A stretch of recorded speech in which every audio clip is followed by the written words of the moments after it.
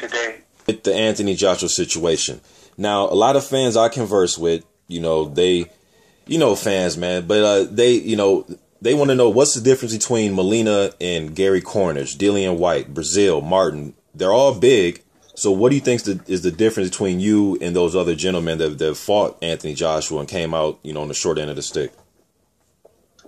Hey, well look at those guys and look at me. I'm the one that they call, and they ask me if you want to fight for the heavyweight title. Absolutely, I do. So it's not my job to tell you what the difference is between me and them. That's y'all's job. Y'all the media. Okay. Y'all break. I'm the guy that's gonna go get ready and go fight with everything that I got. Okay.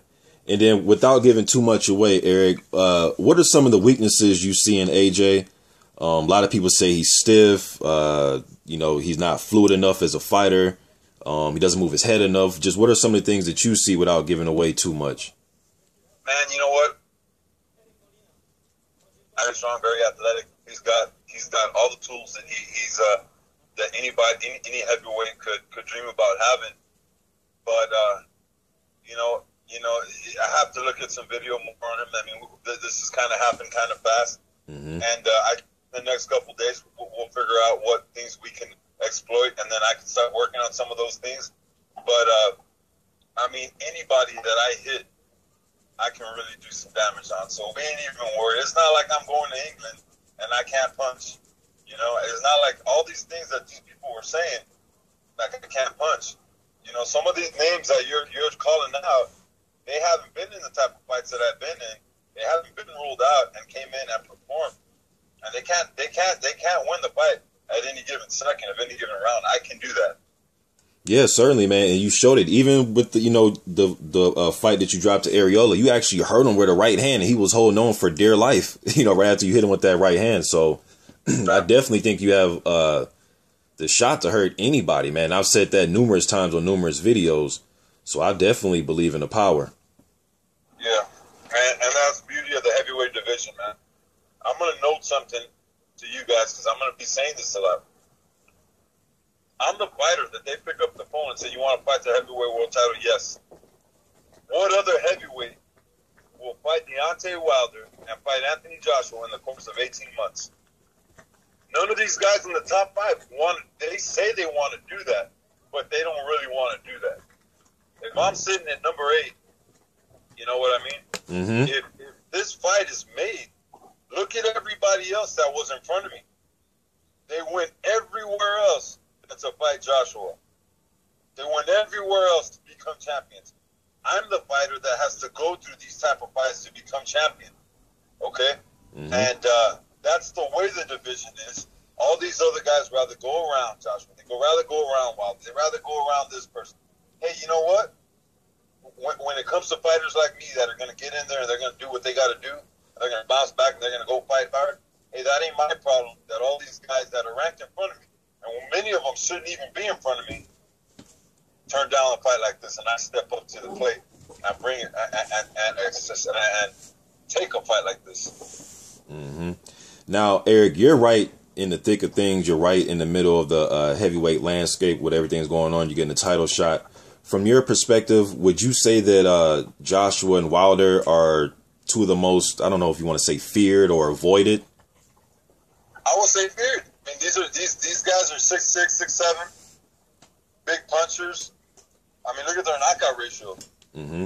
I'd rather fight Klitschko. Anybody would rather fight Klitschko right now. You'd rather fight anybody else but these two guys. You know what I mean? Yep. And I think number 3 might even be what's his name, Luis Ortiz. Okay. He's there right there with him. You'd rather fight anybody else.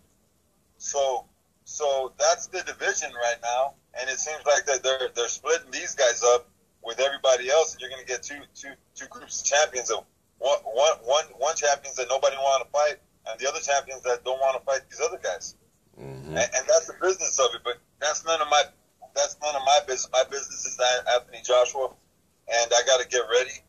And I don't have that much time, so I gotta really work and just remain confident. I've been in these spots before. I've been in fights like this before. No doubt, no doubt. And then just another question I want to ask you, Eric. I seen earlier this year, I knew you was in camp with Wilder. I haven't seen you sparring Spilka, I want to say before the Adamek fight, I believe at the Plex gym down there in Houston. Who are some of the guys you're going to work with for this camp? I know the fight's coming up quickly. Is there any notable sparring partners? Man, you know what? We're reaching out to a couple guys that are 6'5". There's a young guy, Robert Alonso, that we're trying to reach out to. He's 10-0. He's a 6'6" heavyweight I worked with before. Very, very good young prospect. Did you say Robert Alfonso? Robert Alfonso? Yeah. Yeah, the kid from Florida. He's Cuban, right? Yeah, we're trying to get him down here. We're trying to get Cassius Chaney. He's up in California area right now. He's the main event heavyweight.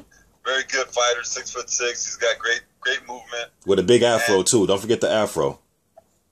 What's that? I said he got a big afro too. Don't forget the afro. Yeah, yeah, that's him. So yeah, he's very, very athletic, 6'6" heavyweight that can do a lot of good things in the ring. I think he's very underrated, and I think that main events needs to start moving that kid fast because he's very, very, very has a lot of potential.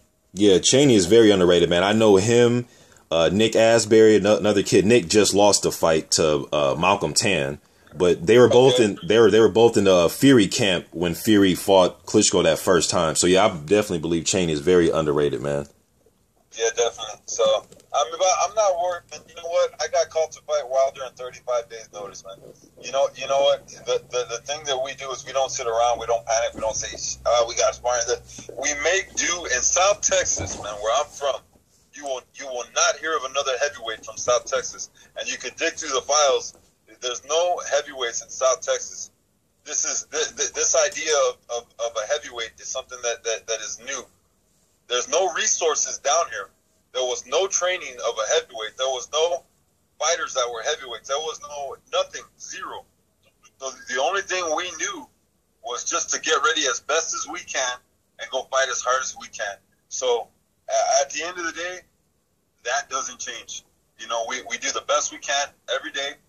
We train hard. We go fight hard. That's the only thing that we have control of down here.